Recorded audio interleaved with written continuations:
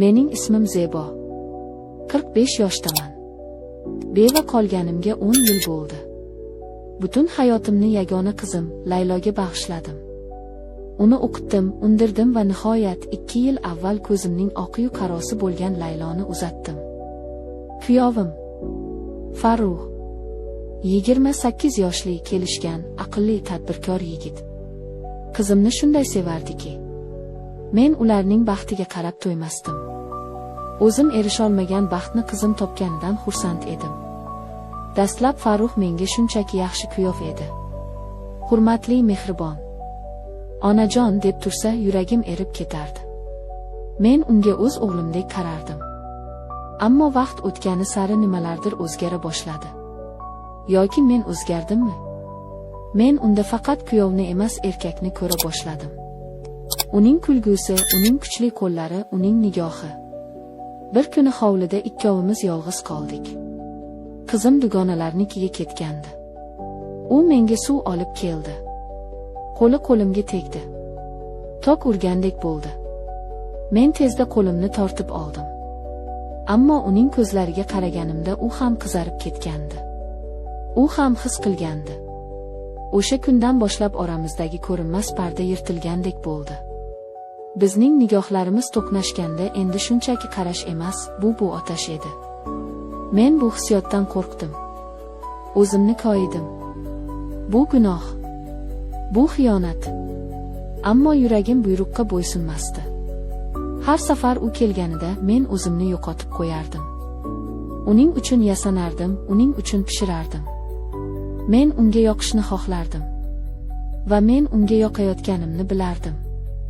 Bir kuni qizim ish bilan boshqa shaharga 3 kunga ketdi.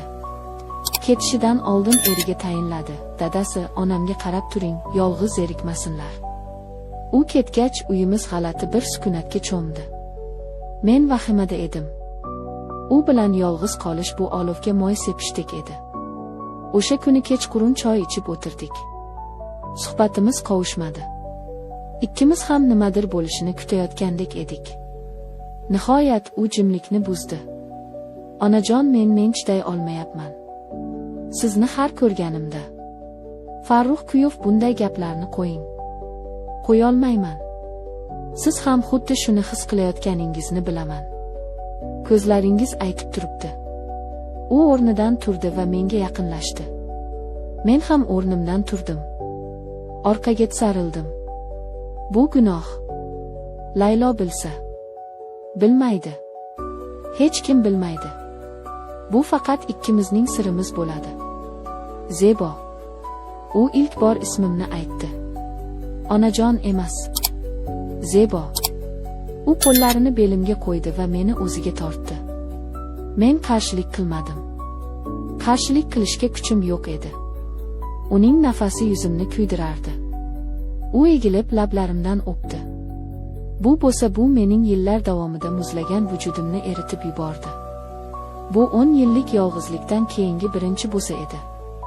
Bu ochofat, bu talabchan, bu qaynoq bir otash edi. Men uning quchog'ida erib ketdim. Qo'llarim beixtiyor uning sochlarini topdi. Men uni o'zimga yanada qattiqroq tortdim. U meni ko'tarib oldi. Men yengil qushdek edim. U meni qizimning yotog'iga emas, mening yotog'imga olib kirdi. Bu mening yolg'iz tunlarim o'tadigan joy edi. Endi u yolg'iz emasdi. U meni avaylab yechintirdi.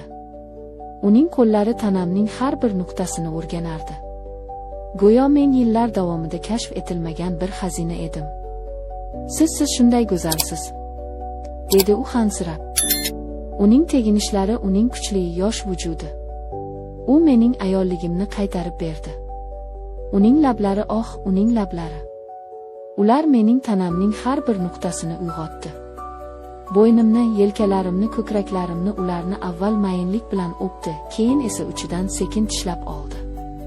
Men urib yubordim. Bu lazzatdan boshim aylanib ketdi. Men uni mahkam quchoqlab tirnoqlarimni yelkasiga botirdim.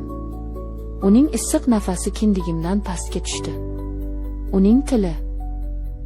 Mazza. Men bunday lazzat borligini bilmagandim.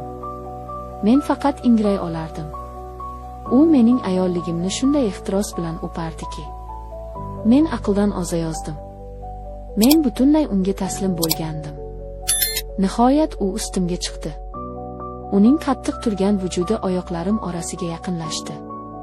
Men uning kattaligini his qilib bir zum qo'rqdim. "Bo'shashing, jonim", dedi u pichirlab. Sekin ichimga kirgizdi. Men ko'zlarimni qattiq yumib, labimni tishladim. Bu og'riq va lazzatning portlashi edi. U bir soniya to'xtadi. Keyin sekin harakatlana boshladi. Chuqur va mayin. Har bir harakat bilan men o'zimni yo'qotib borardim. Bu shunchalik kuchli, shunchalik yangi his ediki, men uzoqqa bormadim. Men qattiq qaltirab uning yelkasini tirnab bo'shashdim. U to'xtamadi. U jilmaydi. Endi haqiqiy lazzat boshlanadi, Zebor. Endi u tezlashdi. Uning har bir zarbasi meni jannatga olib chiqayotgandek edi. Men uning belini tirnardim, oyoqlarimni uning beliga chirmadim. Uning ingrashi mening ingrashim. Biz ikki vujud emas, bir butun olov edik. Nihoyat u chuqur ingrab sochlarimdan tortgancha ichimga otildi. Men ham uning ortidan larzaga keldim, butun tanam qaltirab bo'shashdi. Biz bir necha daqiqa shunday qoldik, terlagan, hansiragan, ammo allaqanday bir g'alati, gunohkor baxtni his qilgan holda. O'sha tun biz tonggacha uxlamadik. Uning kuchi, uning yoshlik ehtirosi meni hayratga solardi. U mendan yana va yana lazzat olardi, men esa unga o'zimni butunlay bag'ishlardim. Biz har xil uslublarni sinab ko'rdik. U meni shunday mahorat bilan erkalardiki, men yillar davomida tanamda shunday otash yashiringanini bilmagandim. Ertalab uyg'onganimda u yonimda edi. U meni kuzatib yotardi. "Siz ajoyibsiz", dedi u pichirlab va yana o'pdi. Ammo quyosh nurlari derazadan tushishi bilan haqiqat yuzimga urdi. Men nima qilib qo'ydim? Men qizimga xiyonat qildim. Uning eri bilan o'z yotog'imda. Qizim safardan qaytdi. Baxtli, hech narsadan bexabar. U erini quchoqladi, menga qarab kuldi. Mening esa yuragim pora-pora bo'layotgandi. O'sha kundan keyin men va Farruh bizning yashirin hayotimiz boshlandi. Kunduzlari hurmatli qaynona va kuyov. Kechalari esa imkon topildi deguncha biz o'sha otashga qayta-qayta sho'ng'irdik. Bu dahshatli, ammo shunday lazzatli edi. Men bilaman, bu noto'g'ri. Men bilaman, bu gunoh. Men har kuni qizimning ko'zlariga qaraganimda vijdonim azoblanadi. Ammo men to'xtay olmayman. Bu olov, bu meni ham kuydirmoqda, ham yashatmoqda. Men o'z kuyovimni sevib qoldim. Va bu sir meni bir kun halok qilishi mumkinligini bilib yashayman.